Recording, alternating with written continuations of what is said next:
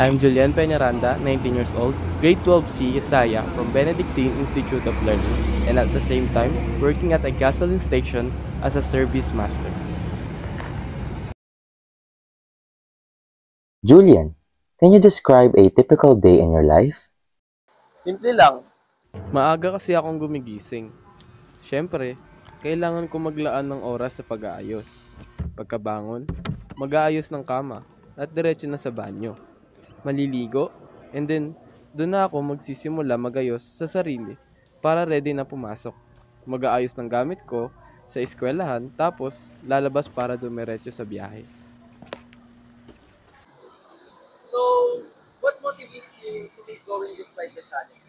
Kahit alam mo na mahirap yung sitwasyon mo, anong nagmo-motivate sa'yo na magpatuloy ng sumusunod?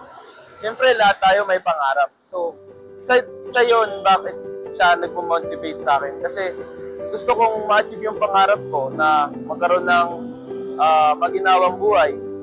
Tipong bahay kubo, tapos may tabing BMW. O kaya, helicopter. Diba? Hindi mo masabi, pero yun nga, karangyaan din ng buhay ang siyempre, nais ng bawat tao.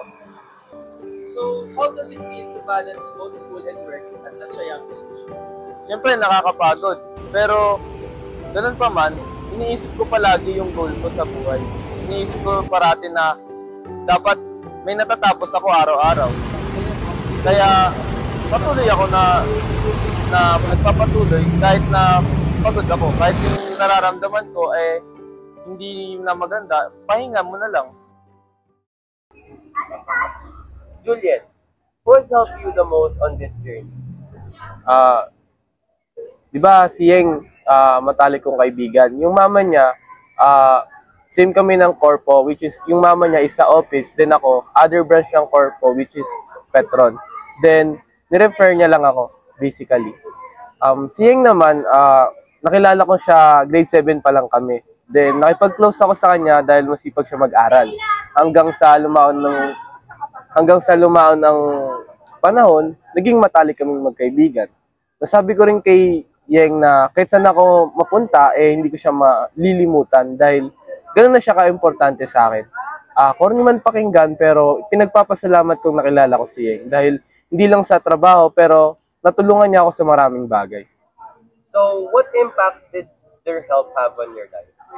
Siyempre, nagsilbi na rin silang pamilya sa akin. Naturuan nila ako na mag-give back palagi sa mga bagay na naibibigay sa akin ng ibang tao. At siyempre, yung pagmamahal ng magkaroon ng isang pamilya. Julian, what advice would you give to other working students that face similar struggles? Siguro huwag niyong masyadong paguri ng sarili niyo sa bagay na hindi niyo naman hawak. Di lahat nadadala sa palakasan. Tao din tayo, napapagod, nagugutom. Deserve natin ang pahinga at ginhawa. Pag napagod, magpahinga. Pagkatapos, laban ulit. Isa sa natutunan ko na di sa lahat ng bagay, mapiplease mo lahat ng taong nakapaligid sa'yo. Kaya kung ginagawa ko man to para sa sarili ko, dun lang ako mag-i-stick na ito ay para sa sarili ko at hindi para sa ibang tao.